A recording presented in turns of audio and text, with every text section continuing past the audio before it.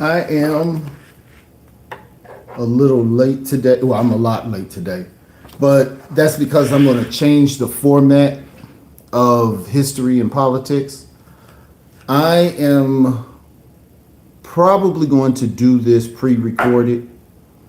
I'm going to keep the live too, but it's really my IT skills that's kind of holding stuff back. I want to be able to include the videos of what is going around this entire convict leasing proposal from the White House. And I want to illustrate how it's being presented to the American people.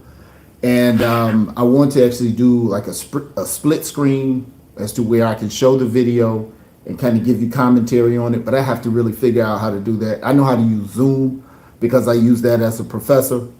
But to be honest with you, the rest of the IT stuff, that's just not my strong suit. What I really want to focus on today is I want to back up. I want to go through the amendments and show how we as an American people, not ethnicity, not gender, not race, not even class, how we as a labor force need to be concerned about any proposal of concerning American labor, because we are the labor class.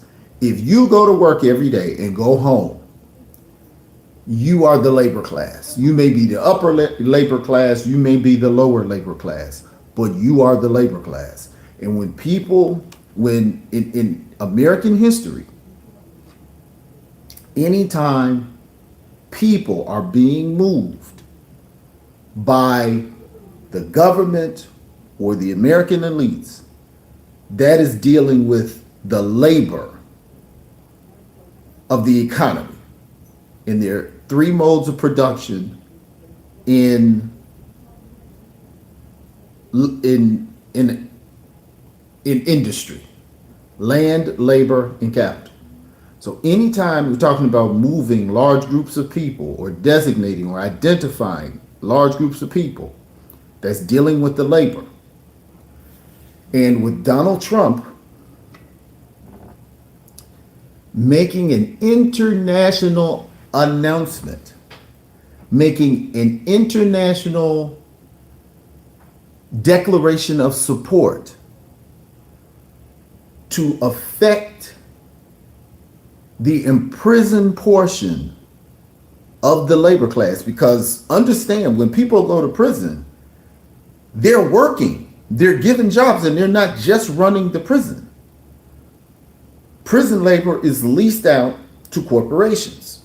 Please read The New Jim Crow by Michelle Alexander. Please read Slavery by Another Name by Douglas Blackman. This is not the first time this has happened. Convict leasing has occurred pre-Civil War.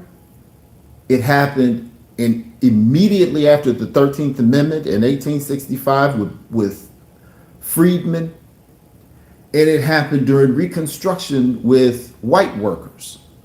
So this is a multicultural, multi-ethnic dynamic that has been used for the wealthy to manipulate the working class. So make sure you have a clear understanding of that. And probably more than any amendment,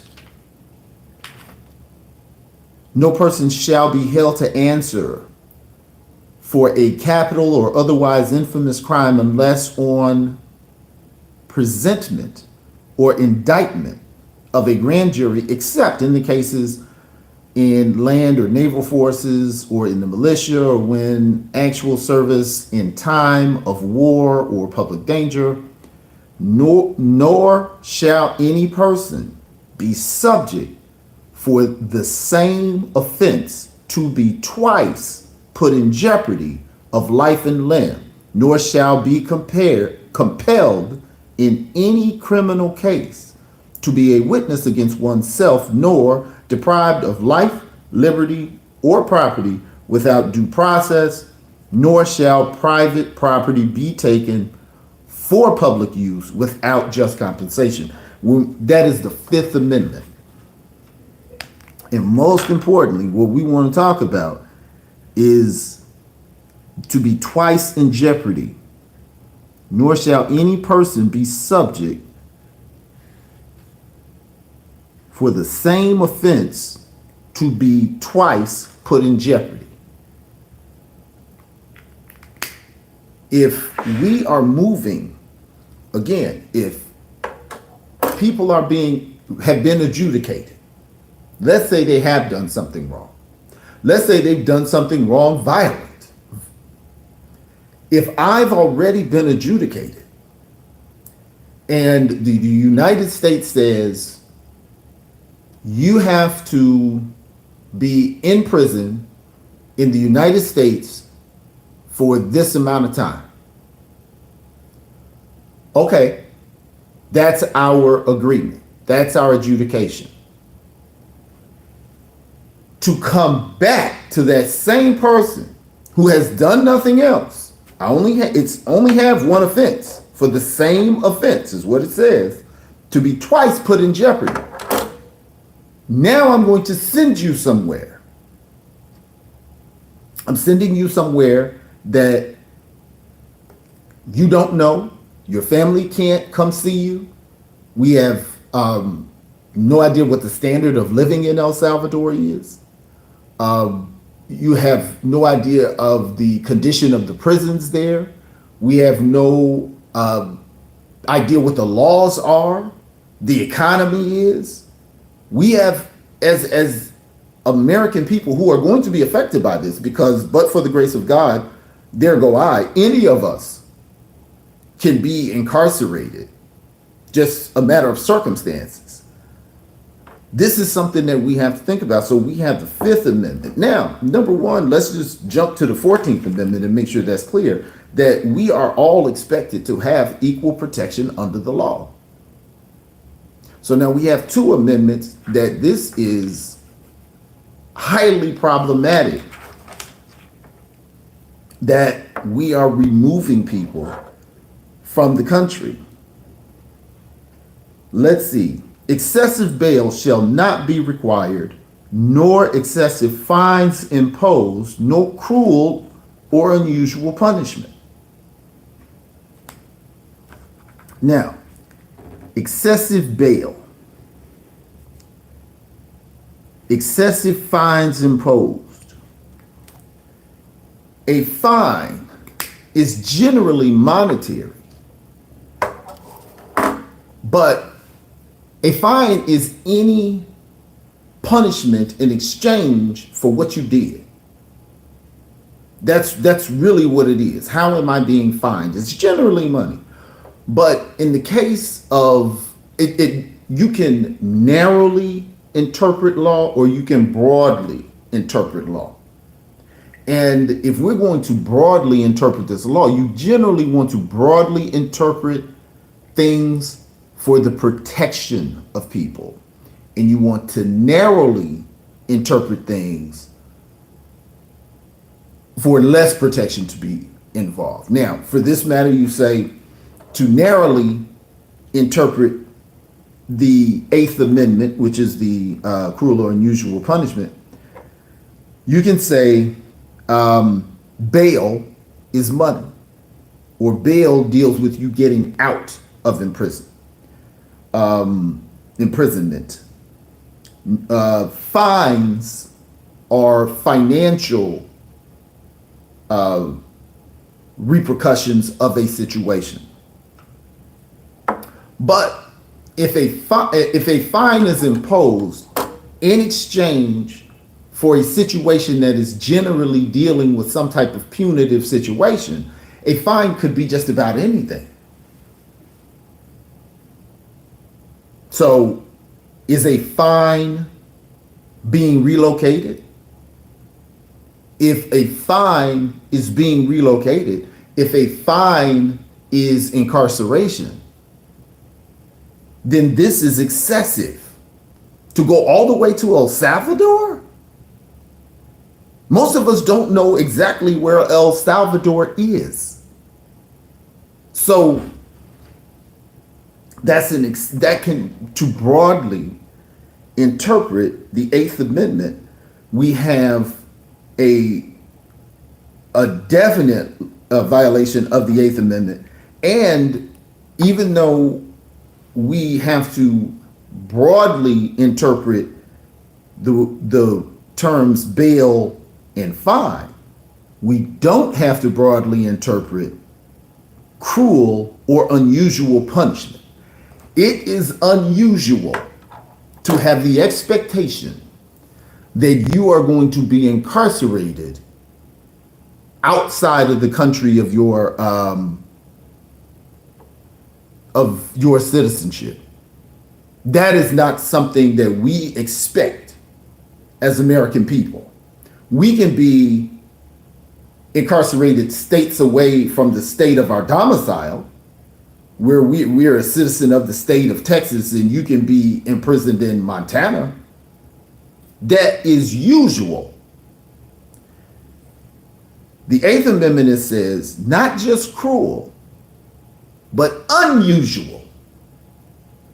It is unusual for an American citizen to be sent off of the continent. That is unusual. And when people go to prison, they just don't go to prison. Their kids go to prison. Their wives go to prison. Their loved ones go to prison. Their parents go to prison. Everyone who depends on them goes to prison. I dare say it is cruel to not give those people who've done nothing, not even the access to see that person and communicate with them as easily as they would be able to if that person was somewhere in the United States. These are things that we have to consider. What else do we have?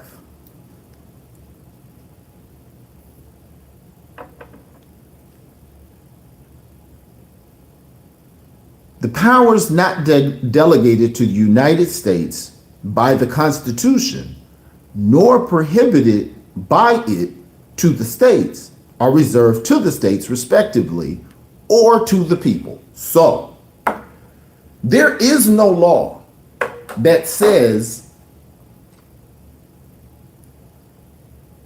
you are not a citizen at the point you become incarcerated. So that is not addressed federally. That's also not addressed on the state level. So per the Ninth Amendment, the enumeration in the Constitution of certain rights shall not be construed to deny or disparage others retained by the people. Or I'm sorry, well, we can actually do the 9th or the 10th, but let's just stay with the 10th. The powers not delegated to the United States by the Constitution, nor prohibited by it to the states, are reserved to the states, respectively, or to the people. So if there is no law per the 10th Amendment that is specifically addressed federally, that is reserved by the states or the people. So this is not a governor saying we're going to lease convicts, and the people aren't saying it. So the president now has to prove where in the Constitution The government is given this power.